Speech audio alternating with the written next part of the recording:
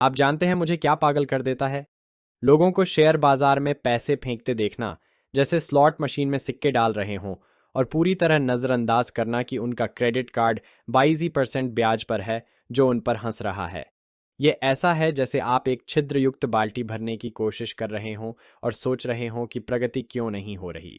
अगर आप वाकई अपने पैसे के निवेश का सही क्रम समझना चाहते हैं, न कि बस रोमांचक लगने वाली चीज़ों पर पैसे फेंकना, तो सब्सक्राइब बटन दबाएं। और अगर यह आपको महंगी गलतियों से बचाए तो वीडियो को लाइक करें। यहाँ कुछ ऐसा है जो आपको चौंका सकता है। हाल के आंकड़ों के अनुसार हर 3 अमेरिकियों में से एक के पास आपातकालीन फंड भी नहीं है। अमेरिकियों ने आपात स्थिति के लिए जो औसत राशि बचाई है वह महज $500 है।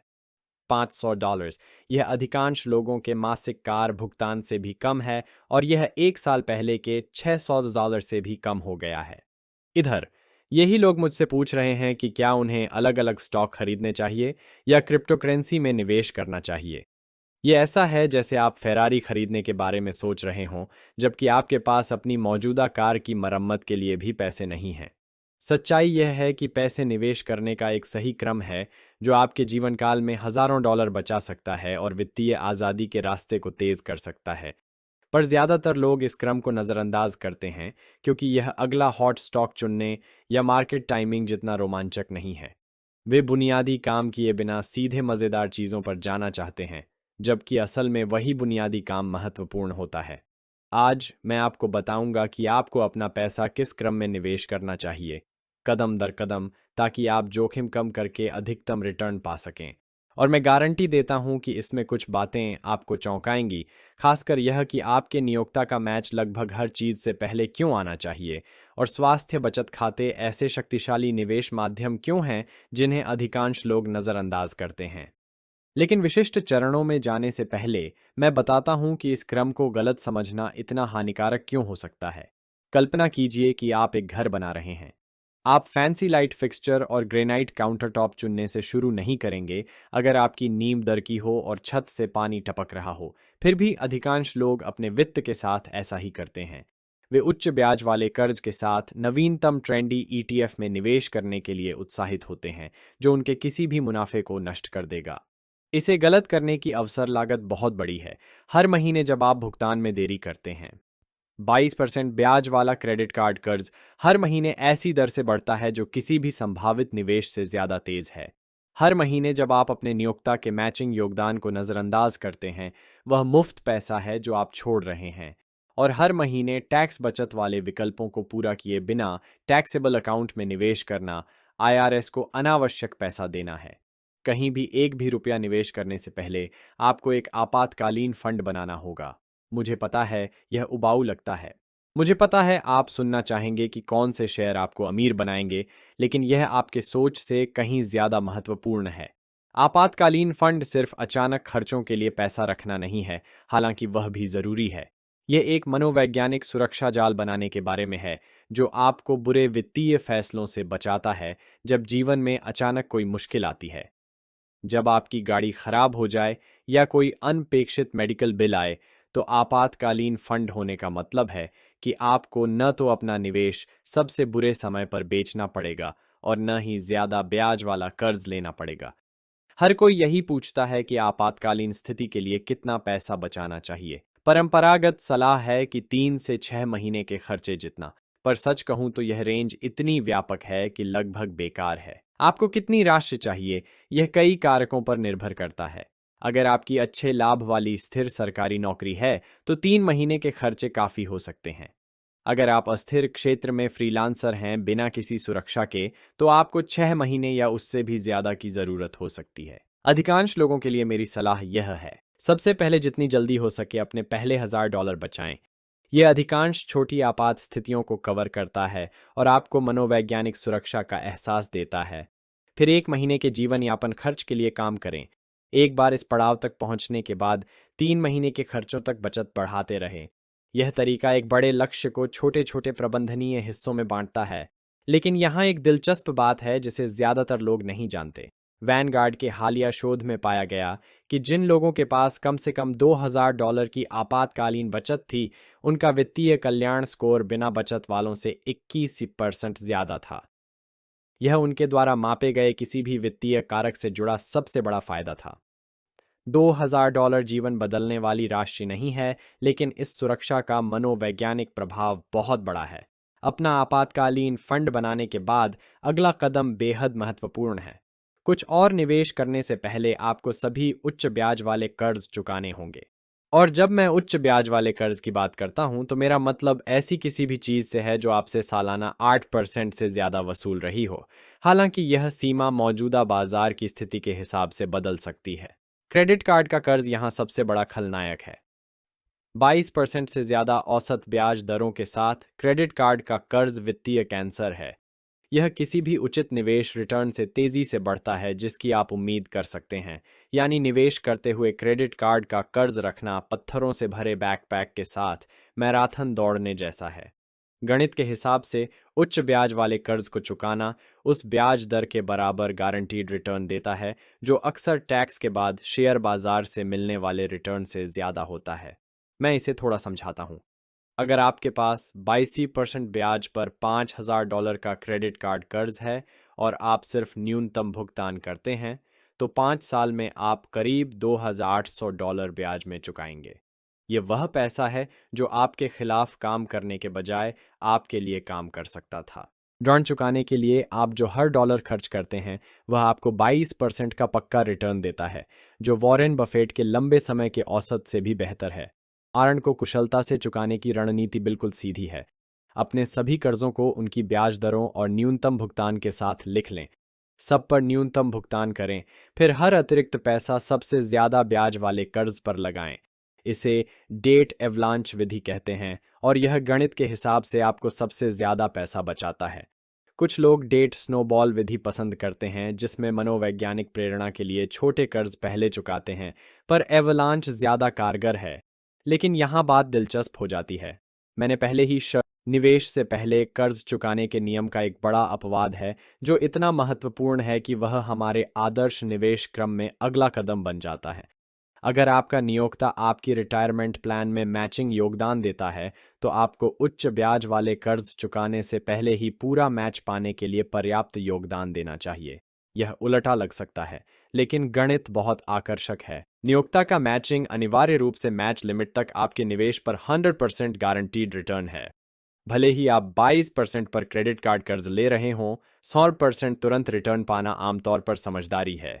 यह ऐसा है जैसे जमीन पर पड़ा पैसा मिले जिसे उठाने पर आपका नियोक्ता दोगुना कर देगा। यहाँ एक आम उदाहरण है। आपका नियोक्ता आपके वेतन के 6% तक हर डॉलर पर 50 सेंट मैच कर सकता है।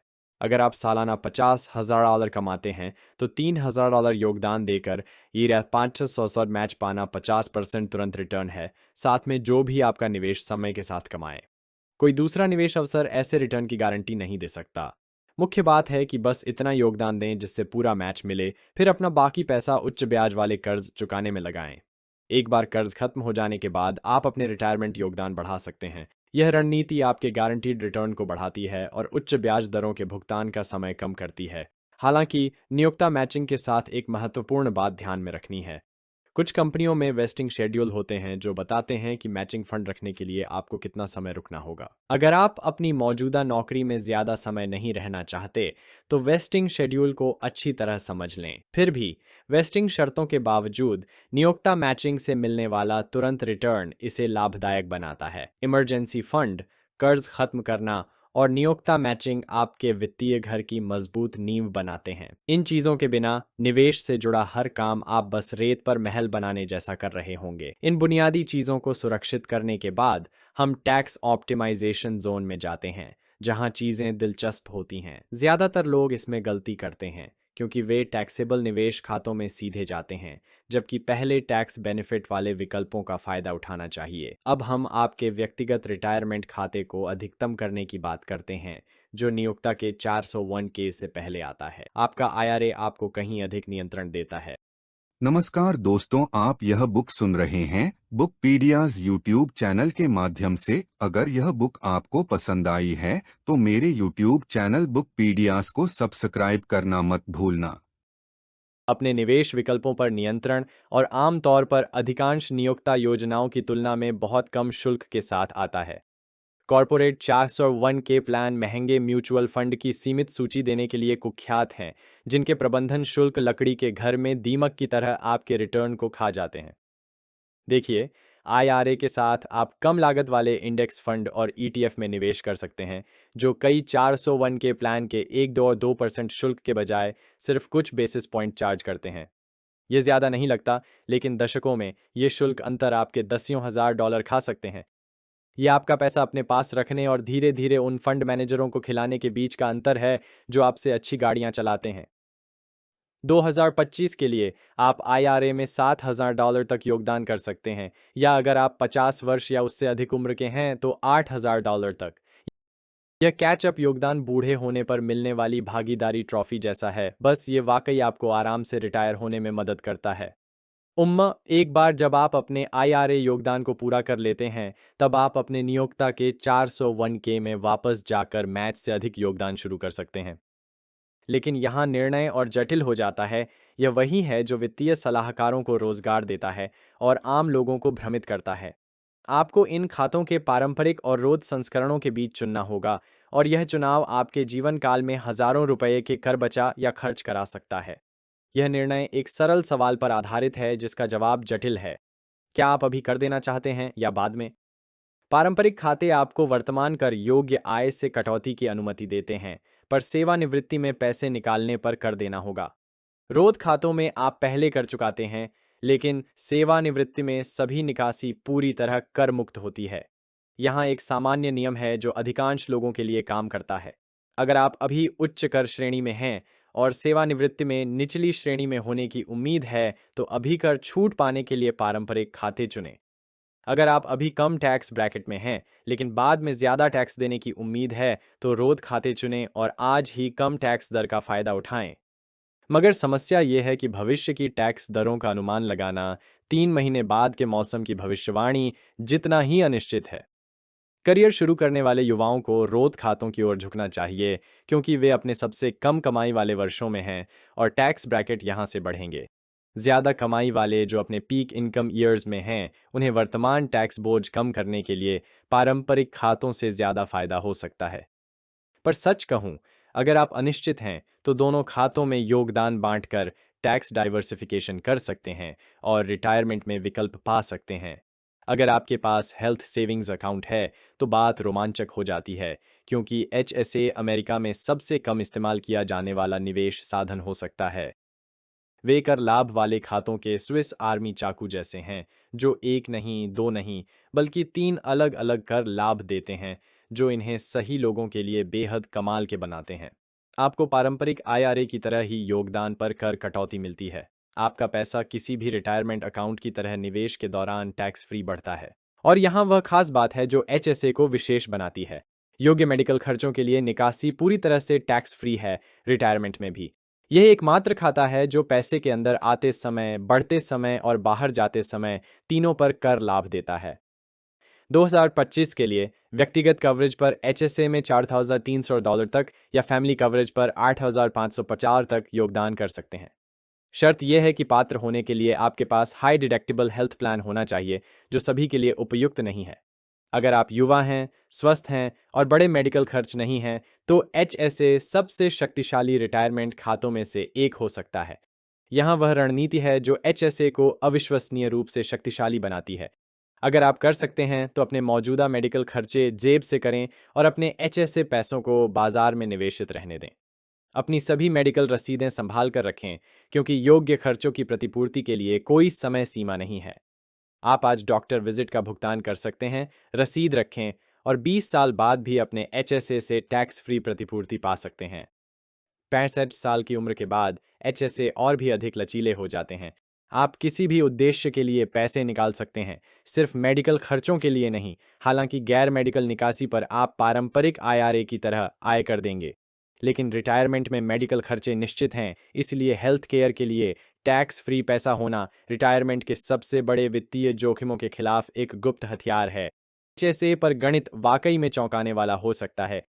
अगर आप 30 साल तक एचएसए में अधिकतम योगदान करें और 7% सालाना रिटर्न पाएं, तो आपके पास $400,000 से ज़्यादा का पूरी तरह कर मुक्त पैसा हो सकता है मेडिकल खर्चों के लिए। आज रिटायर होने वाले औसत जोड़े रिटायरमेंट में स्वास्थ्य देखभाल पर $300,000 से ज़्यादा खर्च करेंगे। एचएसए इन खर्चों को आपके रिटायरमेंट बजट से पूरी तरह मिटा सकता है। एचएसए योगदान को अधिकतम करने के बाद आप वापस जाकर नियोक्ता मैच से परे अपने 401 के योगदान को भी अधिकतम करें।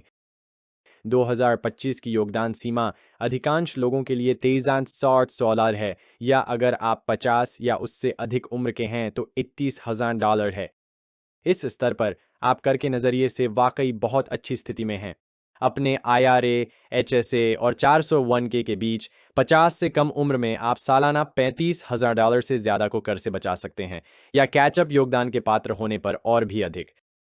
यह बड़ी रकम है जो हर साल IRS की कटौती के बिना बढ़ती रहती है। इस पूरी प्रक्रिया के बारे में एक बात आपको हैरान कर सकती है, ज़्यादातर लोग इस बिंदु से आगे नहीं बढ़ पाते। औसत अमेरिकी अपनी आय का लगभग 6% बचाता है, जो नियोक्ता मैच और IRA योगदान को पूरा करने के लिए भी पर्याप्त नहीं होता। बाकी सब तो दूर की बात है। लेकिन अगर आप उन लोगों में से हैं जो इस पूरी प्रक्रिया से गुजर सकते हैं, तो बधाई हो। आप पहले से ही अमेरिका के टॉप 5% बचतकर्ताओं में हैं और ऐसी रिटायरमेंट की ओर बढ़ रहे हैं जिसके बारे में अधिकांश लोग सिर्फ सपने देख सकते हैं। इस आदर्श क्रम का पालन करने की खूबसूरती यह है कि हर कदम पिछले पर निर्माण करता है, एक वित्तीय नींव बनाता है जो समय के साथ मजबूत होती जाती है। आपका आपातकालीन फंड जीवन की अड़चनों के समय आपकी प्रगति को बाधित होने से बचाता है। उच्च ब्याज वाले कर्ज को खत्म करना आपको ब्याज भुगतान में पैसे बहाने से रोकता है। नियोक्ता मैचिंग को अधिकतम करने से आपको गारंटीड रिटर्न मिलता है। कर लाभ वाले खाते आपके अधिक पैसे को सरकारी हस्तक्षेप के बिना बढ़ने देते हैं, है ना? लेकिन हम अभी खत्म नहीं हुए हैं। एक बार जब आप इन सभी कर लाभ वाले विकल्पों से गुजर जाते हैं, तब हम उस कदम पर पहुंचते हैं जिससे ज्यादातर लोग शुरू करना चाहते हैं, कर योग्य निवेश खाते। इस अंतिम चरण के लिए एक खास रणनीति है जो गंभीर धन बनाने और सिर्फ एक शौक जो कभी-कभी पैसा कमाता है के बीच का अंतर बना सकती है। कर योग्य निवेश खाते निवेश का वाइल्ड वेस्ट है, जहां आप स्टॉक खरीद सकते हैं, ऑप्शंस ट्रेड कर सकते हैं, क्रिप्टो पर दांव लगा सकते हैं या बिना किसी सीमा के इंडेक्स फंड में निवेश कर सकते हैं। यह वही जगह है जहां लोग बड़ी गलतियां करते हैं क्योंकि वे सोचते हैं कि हर निवेश तक पहुंच होने से वे अपने आप स्मार्ट हो जाते हैं। कर योग्य खातों के बारे में एक बात है जो मुझे पागल कर देती है। लोग लचीलेपन और असीमित योगदान से इतने उत्साहित हो जाते हैं कि वे कर के बोझ को पूरी तरह भूल जाते हैं। हर लाभांश भुगतान पर कर लगता है। हर बार जब आप लाभ के लिए निवेश बेचते हैं तो IRS अपना हिस्सा चाहता है। ये ऐसा है जैसे कोई दौड़ते समय आपके जूतों में रेत डालता रहे। आप फिनिश लाइन तक पहुंच सकते हैं, पर यह जरूरत से ज्यादा मुश्किल होगा। सेवानिवृत्ति खातों में पैसा रखने की कर दक्षता समय के साथ कर योग्य खातों से कहीं बेहतर होती है। मान लीजिए आप 30 साल तक हर साल $10,000 निवेश करते हैं।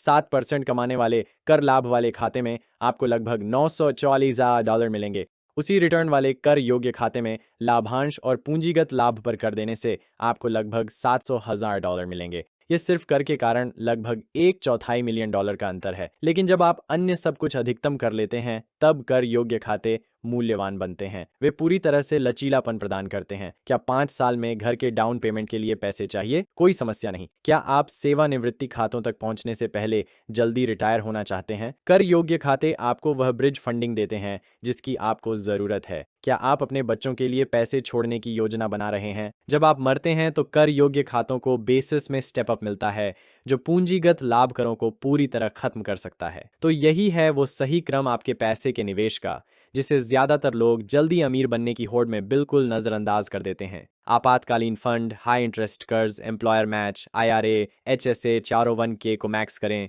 फिर अंत में टैक्सेबल अकाउंट्स। इस क्रम का पालन करें और आप धन बना रहे होंगे जबकि बाकी लोग अभी भी अगली टेस्ला को ढूंढ रहे होंगे। आपका भविष्य का स्वयं आपको बोरिंग काम पहले करने के लिए धन्यवाद देगा। नमस्कार दोस्तों, आप यह बुक सुन रहे हैं बुक पीडियाज यूट्यूब चैनल के माध्यम से। अगर यह बुक आपको पसंद आई है तो मेरे यूट्यूब चैनल बुक पीडियाज को सब्सक्राइब करना मत भूलना।